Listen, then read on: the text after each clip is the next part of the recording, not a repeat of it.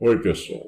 Quero aproveitar porque hoje, às 7h30 vai ter um debate na FEA USP, que é a Faculdade de Economia da Universidade de São Paulo, que vai reunir eu e Paulo Tafner, um professor da FIP, da USP, muito ouvido, principalmente pela mídia, com relação à defesa que ele faz da reforma da Previdência Social.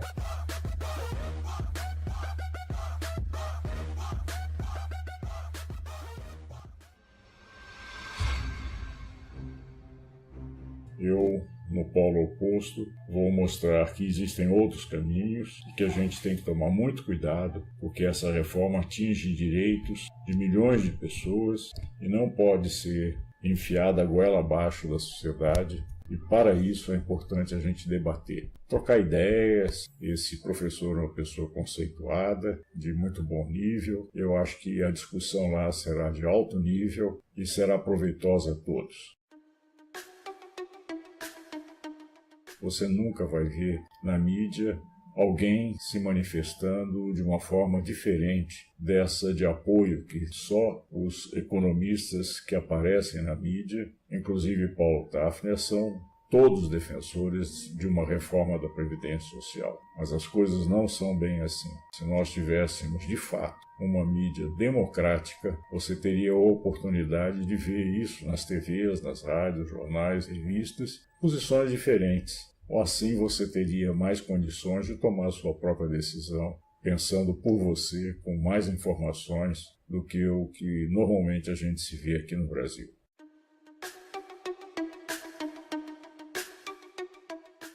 Venha se você puder, porque é muito importante a gente saber defender quando há uma agressão em cima da sociedade por parte do governo de plantão.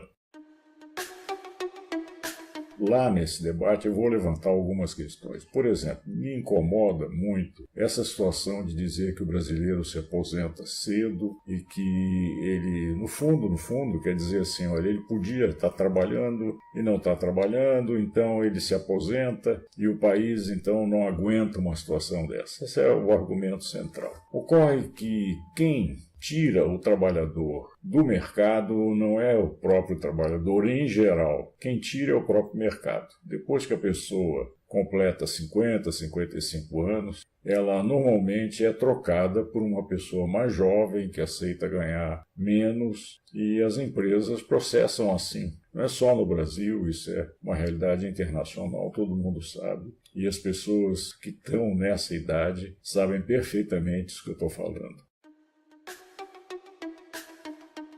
Só que em países desenvolvidos, onde tem idade mínima na aposentadoria, você tem suporte da parte do governo, você não fica na rua da amargura, que nem aqui no Brasil. Quando você perde emprego, você ainda consegue um auxílio por algum tempo, muito limitado, e logo em seguida você está na rua da amargura mesmo. Então, temos que considerar o seguinte: primeiro, a população, independente dessa reforma ou não, vai envelhecendo e tem um custo para a sociedade, para essas pessoas que já não estão em condições de serem absorvidas pelo mercado de trabalho e que têm as suas necessidades vitais. Então é importante, em primeiro lugar, que a gente conheça qual é a extensão desse problema, quantas pessoas estariam nessa situação, quanto custaria manutenção dessas pessoas em condições dignas de vida, e aí sim, como distribuir o valor a ser pago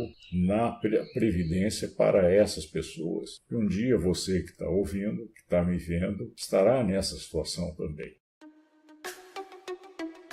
Uma segunda questão importante é a seguinte: o argumento que eles colocam é um argumento de caráter fiscal, ou seja, você não tem recursos para pagar essas aposentadorias e, consequentemente, você estouraria as contas públicas, e isso o governo repete diariamente, uma verdadeira batida em cima da cabeça das pessoas sobre isso. O que eles não falam é que no setor público a quantidade de desvios, a quantidade de perdões que eles dão a grandes grupos que dão o cano na Previdência Social, quantidade de prefeituras que não recolhem o dinheiro para a Previdência Social dos seus servidores, tem várias prefeituras cujos servidores estão no regime da consolidação das leis do trabalho e não são estatutários. E essas prefeituras não remetem esse dinheiro ao INSS, dão o cano, simplesmente.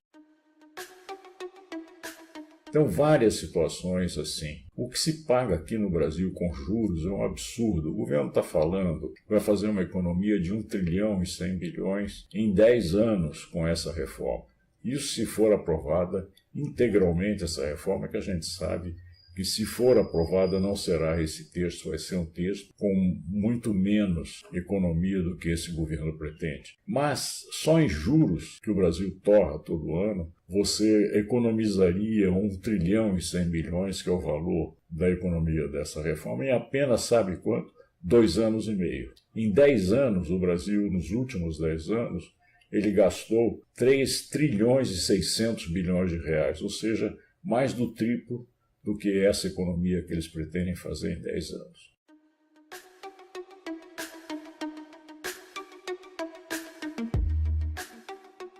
Tudo isso não se fala, são coisas que são empurradas para fora do debate, para não ter um debate mais amplo sobre a questão fiscal. E mais, aquilo que derruba a questão fiscal no Brasil não é tanto a despesa, mas é a perda de receita, a perda de arrecadação é muito grande por vários aspectos. O principal deles é que você não tem crescimento econômico que o Brasil pode ter.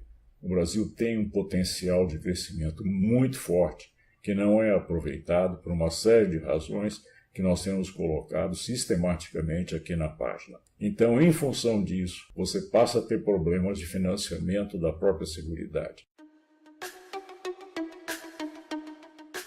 Nós estamos com quase 12 milhões de pessoas desempregadas e um outro tanto desocupadas, porque já desistiram de procurar emprego ou vivem de bicos. Nós temos uma população muito grande afastada do mercado de trabalho que não contribui para a Previdência Social. Foi isso que deu o problema de ampliação do déficit da Previdência. Ou seja, a discussão da questão da Previdência está intimamente ligada, pelo aspecto fiscal, à retomada do crescimento econômico, isso sim, de extrema relevância para qualquer sistema fiscal que queira se manter em pé. É esse um dos aspectos importantes que eu pretendo tocar nesse debate.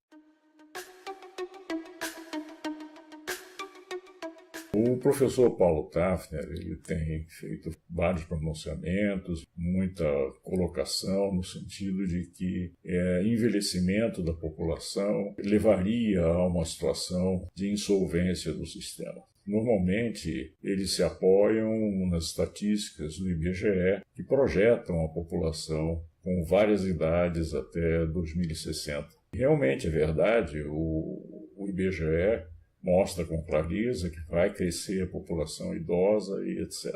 Mas aquilo que não está sendo revelado e que o professor também não coloca é que o dinheiro que vai para os aposentados e pensionistas, ele não vai para debaixo do colchão, ele não é mandado para o exterior, ele não some, ele volta à atividade econômica. Ele gera crescimento econômico e gera arrecadação, não apenas para o governo federal, mas também para o governo estadual e municipal. E esse montante é muito importante. E isso muda muito toda essa equação. Ou seja, o dinheiro que vai, ele volta também para a atividade econômica. E, portanto, está dentro do país, está desenvolvendo o país, e simplesmente não considerar isso é uma falha técnica e política bastante séria que eu acho que vale a pena a gente discutir um pouco de mais profundidade.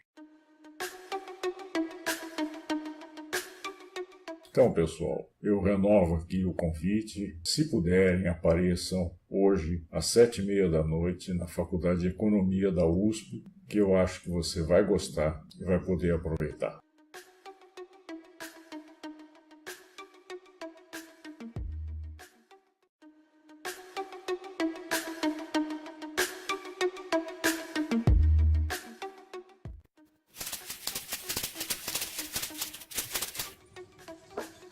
Quero te convidar para seguir a nossa programação com muitas coisas interessantes ligadas fundamentalmente à economia e à política, onde você participa e dá a sua opinião. No YouTube é muito simples. Você aperte o inscrever-se e não esqueça, tem o sininho para você receber o material que nós disponibilizamos aqui. Contamos com você na nossa comunidade. Palavra de Amir, tá bom? Muito obrigado, tudo de bom.